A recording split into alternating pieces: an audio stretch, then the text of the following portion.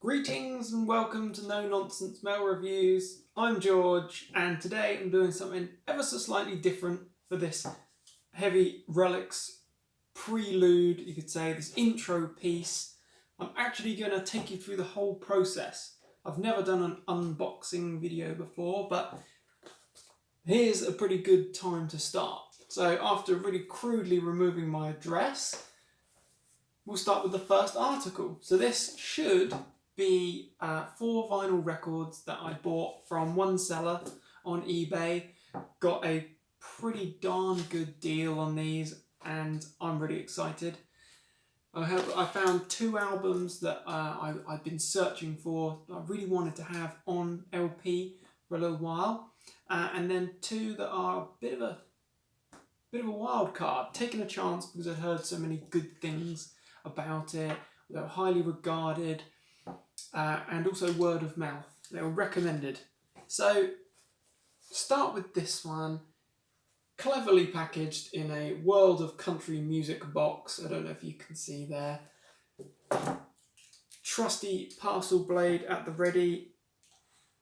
Let's open this up, see what kind of condition we've got in here.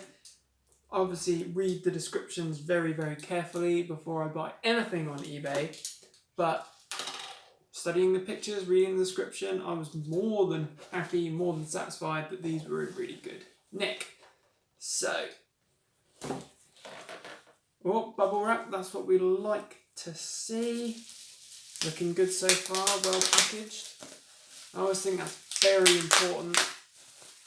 It always fills me with despair when you get a parcel and you notice that it's just bent on one corner or something, or it's got water damage and you think, why has this happened to me? It's not fair. Right, oh. So past the impenetrable bubble wrap. Oh. But if you can't recognise this album already, then I think you're probably on the wrong channel. This is, I'll try and keep an element of the surprise. Right. First article, one of my favourite Judas Priest albums. We've got the mighty, legendary Stained Class. Hope you can see that okay. Wow, actually it is in better condition than I was expecting. Yeah, there's a little bit of edge wear there. But overall, considering its age, I think this is pretty darn good. This is 1978. Stained Class. One of the first Priest albums where they really started to come into their own. Sad Wings of Destiny is a superb album. I feel that they kind of lost a little bit of momentum with Sin After Sin, which was not a bad album by any stretch, but this album really, really found them striking their pace. So, got the nice inner sleeve there as well. Could just do with a little bit of a wipe here and there, I think. But the disc so far is looking in really, really good condition. So I am very pleased with that. Yeah. A few little light marks here and there, but that's absolutely fine. I think we can just about live with that. Try and delicately put that back in there. Some people are probably thinking, oh God, you're doing it all wrong. Is that how you put vinyl in and out of a sleeve? Yes, it is. They seem to stay in nice condition when I do that. So there we have the first article. Judas Priest, Stained Class. I don't need to listen to this album to be able to review it, but I'm going to, just A, to remind myself, and B, so I can give you the full story on this lovely, lovely album.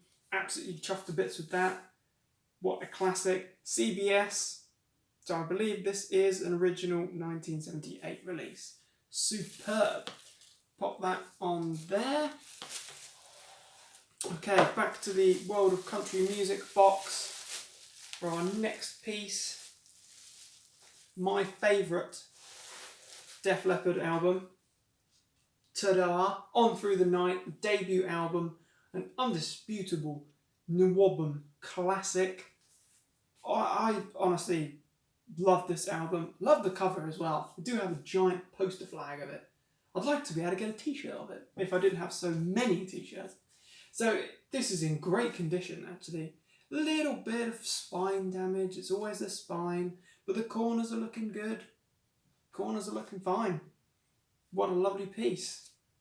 And I love all that blue. That's great. Some classic tracks on here as well. Superb. Oh, nice inner sleeve. Very nice condition there as well. Very nice indeed. Let's see what that disc is like. The all-important moment where you hope that you're not going to take the disc out and it just be peppered with deep lesions. No, bit of dust again, like on stained glass there. Tiny, tiny little hairline marks, but nothing that's going to disturb the play. Definitely not. Yeah, that's looking good to me. Very nice. Very chuffed with that. Not warped, which is nice. Lovely stuff. Just remind myself what the year was. It was 1979. So this is right on the trigger of Nuobum really taking off, the new wave of British heavy metal. We had at the same year, we had Saxon's first album. I think Maiden's first album was the following year, actually. I think I recently got that wrong in one of my videos, thinking it was 1979, it was 1980, but we were right on the cusp. We had the likes of Diamond Head and Raven, all these bands bubbling up, and Def Leppard were among them. No matter how much they try and discredit their vital importance with the new wave of British heavy metal, this is a Nuobum classic. Some killer tracks here, which I very, very much look forward to listening to again. Haven't listened to this one in a little while. And as I say, I probably don't need to actually listen to it again to review it, but for the purposes of this Heavy Relics, I am going to. So there we have it, On Through the Night, Def Leppard, lovely condition. So these are the two wildcard albums. I actually was not too familiar with Triumph until a little while ago. I think I was actually recommended them by my dad, and I think I had also read about them in a few sort of books that were covering the early new wave of British heavy metal scene and what was going on there. So this is Allied Forces 1981, I believe. Looks in very good condition, minimal wear around the edges. Just, it's a little bit dusty. I think it just needs a good wipe. But I'm noticing that we've got some inserts here. Oh, very nice. So we've got what looks like lyric insert, which is a little bit creased up around the edges, but I guess that's to be expected. Interesting shot of the band there. And we've got the merch insert, which is very cool. So I didn't pay very much for either of these two wild cards, which is why I was happy to give it a chance, give it a try. And also I had acquired a double live album of theirs without having heard them before from another seller. So I wanted to kind of see if I could find some of the studio stuff. I just happened to find them on the same seller, as I got the two albums that I really wanted from. So if I can negotiate this disc out of here. Doesn't look to be in too bad a health either. It's looking good to me. I always like to make sure it's actually the right disc. Imagine the horror, the look of horror on my face if I pulled that out and it said Michael Jackson or something, I don't know. So yeah, bit of dust there, but no major wear and tear, no major marks, so I am happy. That aside, I've got another Triumph album. So this one is Just the Game. Triumph, this year is 1979 release, so same year as Def Leppard there, On Through the Night. Very interesting cover. Is this a gatefold? Yes, this looks like a gatefold to me. Ooh, very bright, colourful in there. Looks like a board game, it's quite cool. Minimal edge wear as well. Spine looking a little bit like it's got a few creases, a few marks, but Nothing too major there. Let's have a little look. All important moment, as I say. Just a game. Definitely the right thing. That's a good start. Solid start. Yep. Looking good. Few tiny little hairline marks. Okay. We can live with that. We can deal with that. Just needs a darn good wipe. Lots of dust. Okay. Good. I'm looking forward to giving these ones a spin. Seeing what all the noise is about. Okay. So check back in about 30 seconds or in about 3 or 4 days for myself. I'm going to give these albums a spin and give you a bit more information, give you a bit more of an up-to-date review. Stay tuned. Hello and welcome back to the second part of this Heavy Relics episode. Now that I've actually had a chance to go away and re-listen to some of these albums, first time on LP, and listen to some of the albums for the first time, I've actually got a few things to say. So we'll start off with the new discovery for me, this band, Triumph, Canadian rock band, heavy rock band, hard rock band, whatever you want to call them. Although I don't know if I would say they were all that heavy. So this is Just a Game. This was 1979, and I also had a copy of Triumph's Allied Forces, highly regarded by a lot of fans of the resurgence of hard rock into what became heavy metal, and that surge in music. Allied Forces was, I believe, 1981. So you've got couple of albums, couple of years apart. I think there was another album in between.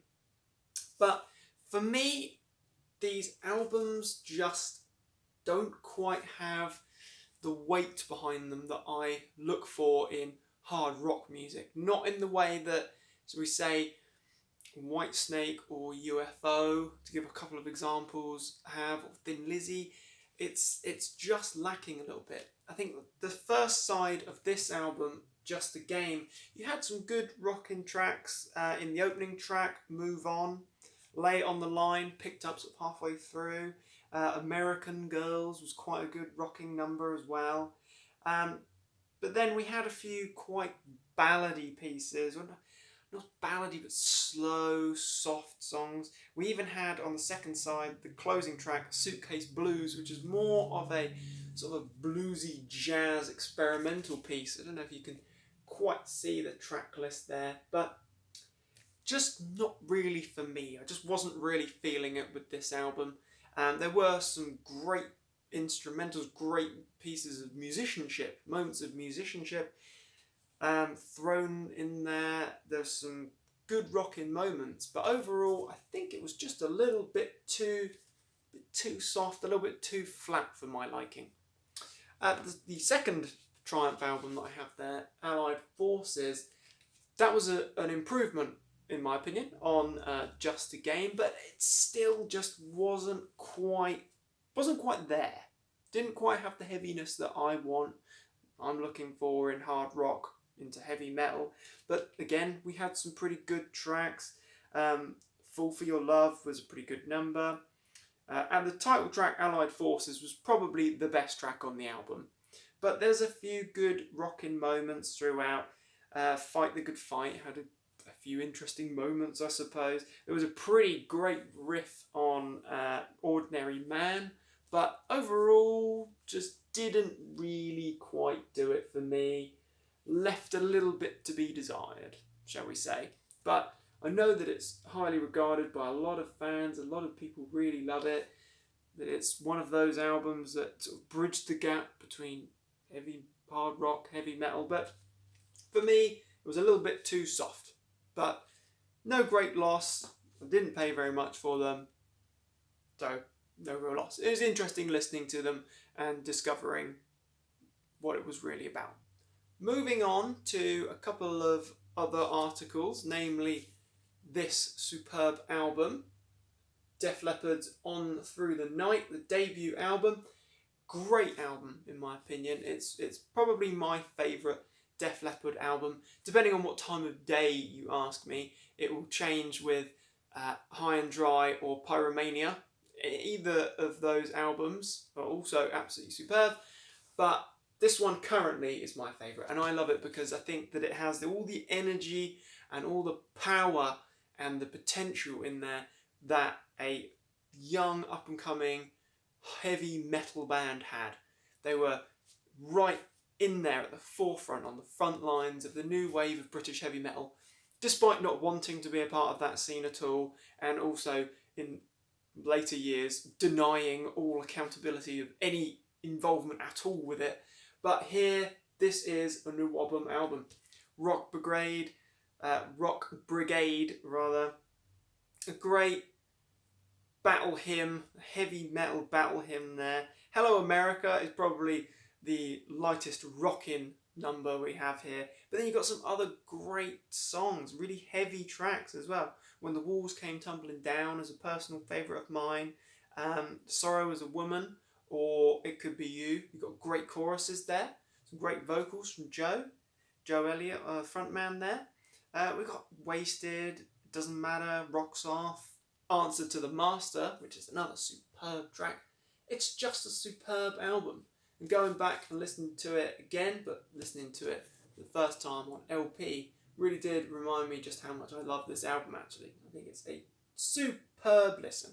And if you have not heard it, if you've maybe only heard the bigger stadium rock albums that they produced later on, Hysteria, for example, or Adrenalize, or a few other things and bits and pieces that they've done over the years, which have passed me by totally.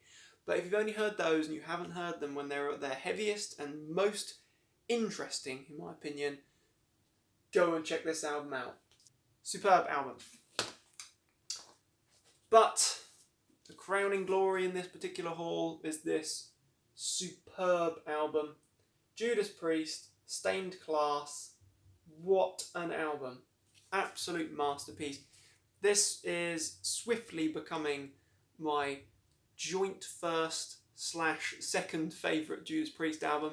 My favourite has always been Killing Machine or Hellbent for Leather, if you are our American cousins. This album, the album before that, is an absolute masterpiece as well. You have some killer material here that really show where Priest are going with Killing Machine, with British Steel, Screaming for Vengeance. You've got the heavy, you have Rob's amazing vocals, the twin guitars are just electric, absolutely on fire.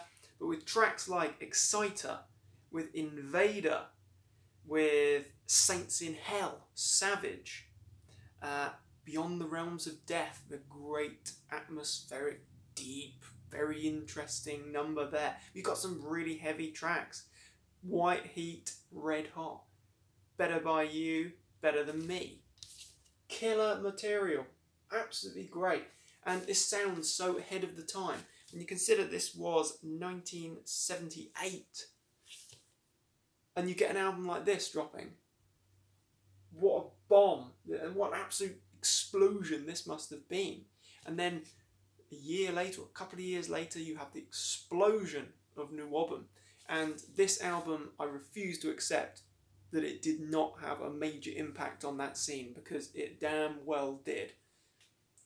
Chocked with great tracks, start to finish, Stained Class. As I say, one of my absolute favourite Judas Priest albums, and I think over recent years a lot more people have been going back to those classic albums, not just stopping at Screaming for Vengeance and British Steel.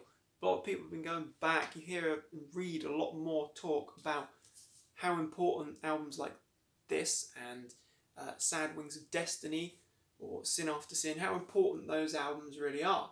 So I absolutely love this album, cannot recommend it enough. If you're not familiar with it, maybe you've only heard British Steel, Screaming for Vengeance, Painkiller, maybe you're not familiar with this album, but you really must check it out. It is underrated, doesn't get given nearly enough play in my opinion.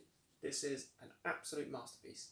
So there you have it. For this particular edition of Heavy Relics, 4 albums, 2 were absolute highs, 2 were slight duds in my opinion, but that's only my opinion, of course. What are your opinions on all of these albums? Are you a Priest fan, Leppard fan? What do you think of those records? Are you a Triumph fan? Am I a heretic for saying those cursed words about them? Let me know, I'm interested to hear. Thank you very much for watching. Feel free to like and subscribe. Check back soon for more reviews and more episodes of Heavy Relics. You take care, my friends. Stay heavy.